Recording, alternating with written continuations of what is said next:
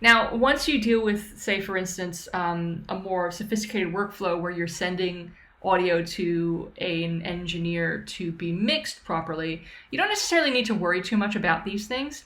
But if you're doing a cut in such a way that somebody wants to see something and hear something that feels very finished and has that sense of flow, sometimes you will actually apply some transitions on audio just to smooth things out, because the closer you can get to feeling like your cut is finished, the easier and more confident you can sort of say, okay, this is done, I'm handing it over to audio. So even in a situation where you're going to dump those transitions and send the audio without it for the engineer to deal with, it's still fine to actually add them here. But this idea of I was just right-clicking on the clip, and when you right-click, you'll get that default transition. This tool, I think, by default provides a transition of 1 second. But really, for a soft cut, you only want about 4 to 6 frames. And even less than that if you can get away with it, but usually it's not very valuable beyond that limit, so. Standing. But he'll find a new job. And when he does, you're more than welcome to come back. Now I can see that this word is being cut off as well, right? But there's a reason for that. So I can see that this is part of a conversation that continues somewhere else. So the issue there is, like, I can see that it feels right and it sounds right, but I can see also New job. So let's listen to that all by itself for a second and just see what's going on there. Job. It's just the on the end of the word job. So the question is, do we like this overlap? And when he does, you're more than welcome to come back. We could give it some more space.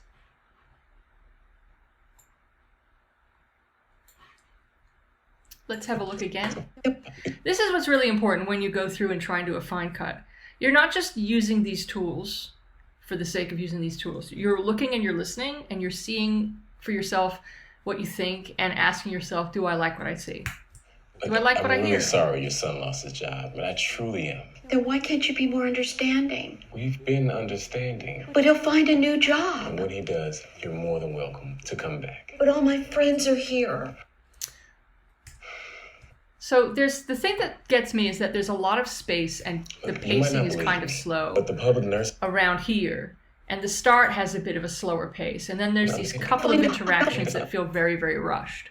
So it may be that I actually need to allow a little more breathing room before we get to this. And this might suggest that we need more of the ripple tool, which you'll see is B, which doesn't necessarily feel intuitive. Sometimes I just want to hit that L key.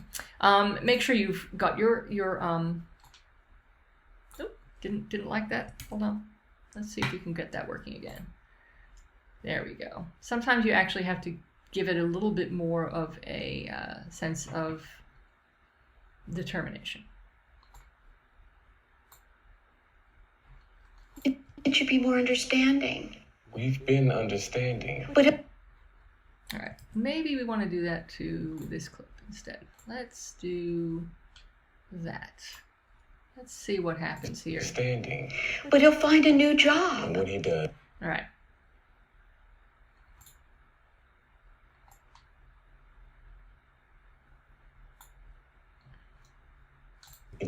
you're All right, let's check that. been understanding. But he'll find a new job. And when he does, you're more than welcome to come back. But all my So there's another one.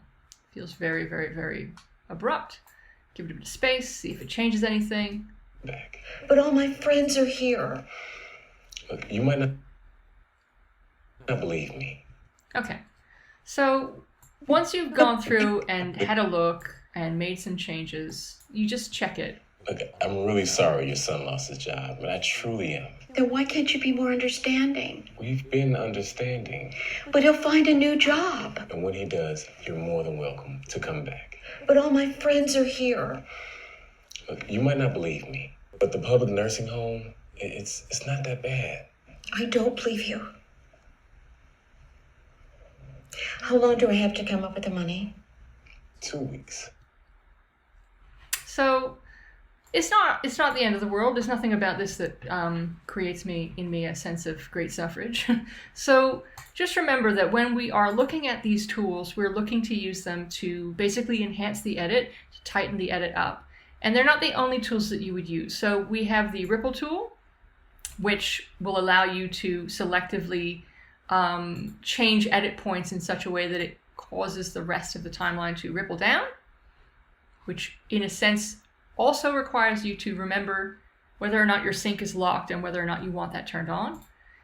For operations where you may not want that turned on, like rolling an edit, determining where a cut point is between two clips. Sometimes you want the audio and the vision to have a slightly different layout, because that interleaving of sound and vision can really help to enhance your immersion in the scene. The other tools that are really popular and useful for fine editing is slipping and sliding a shot. In this case, in slipping a shot, you do probably want to consider having your sync turned on, because if you don't, you will disassociate the sound from the vision. Remembering that in this tool, once you click and drag, you not only get to see in the program window the in and out point of the clip and its time code versus the last frame of the previous clip and the first frame of the clip after, which is helpful for continuity, but you can also see as I'm dragging on the timeline itself that I am moving either plus or minus and how many frames by. So if I know I need to scooch something only a few frames and I'm just going, oh, I just want this to start a couple of seconds, just a couple of frames later or earlier, you can still do that. You can do that with this tool. With the slide tool, you're physically grabbing a shot and moving it on the timeline. So the thing here is that you may or may not want this to be an edit that, you have to think, well, is this going to, where is this going to put this shot? Is it going to eat over other dialogue? But apart from that, it's still going to take everything along for the ride, and you will not have problems because it's an overwrite function. So it doesn't necessarily disturb sync, so it doesn't really matter whether you've got sync turned on or off, because it's not doing anything to this media in terms of its position. It's just changing the in and out points of it. So those are kind of those main focal points of tools where you're going to use them a lot. Now, a lot of people get very enchanted by the razor tool. I do believe I have probably already exalted my despise of this tool in most cases, but there are a few cases where it winds up being handy when you're doing a cut. So I want to draw your attention to this part of the edit here, where what I've done essentially is to go in and use a couple of different takes and a couple of different camera angles on one piece of dialogue. So in this particular instance, we start off with a kind of mid-shot, mid-close-up. And then we go to another take with different audio for the second part of the shot. Now, the reason why we do this, apart from adding interest and changing the timing and the pacing of it, if I double-click on this and bring it back into the source window... Look, you might not believe me, but the public nurse... So you can see that he actually fumbles his line. I liked the pause, I liked the sigh, I liked the speed of this particular take, but I knew that because he fumbled his line that I was going to have to cover this with a cutaway, a reaction shot, and then move to a different take to resolve the issue and preserve the element of the performance that I really wanted. So in the first instance, I had this clip, the whole clip, and I had the audio for it, and when I went in and replaced it with this other clip, I then grabbed the cut tool, or the little razor blade tool, and I said, well, from here on in, I don't need that audio, so I'm just going to section that part off and then delete the extraneous media, because I had the entire take on the timeline, just so I could get a sense of how and where I wanted to line up this cutaway for the sake of getting the next shot down. So for me, there is a kind of limited set of uses where I really just want to quickly grab that tool, snip something, and delete it, but I can just as easily hit an in point, hit an out point, and lift that out. However, in this case, it's just as fast to grab the C tool and go, C, clip, V, touch, boom. So I can easily and very quickly use my shortcuts in that case, because I'm not physically grabbing this and running around and If I know that exactly right here where I've got myself set up, if I know I actually just want to go C, click, V, select, delete, it is in that case faster than going around and selecting this part of the clip and doing all this other stuff. The other thing I could do is if I wanted to select that and then go, X, you can try and just only do that to this particular thing, but you have to then turn off all those tracks, which in this software is not very automatic. In other tools, you can actually select these tracks and toggle them on and off with shortcuts.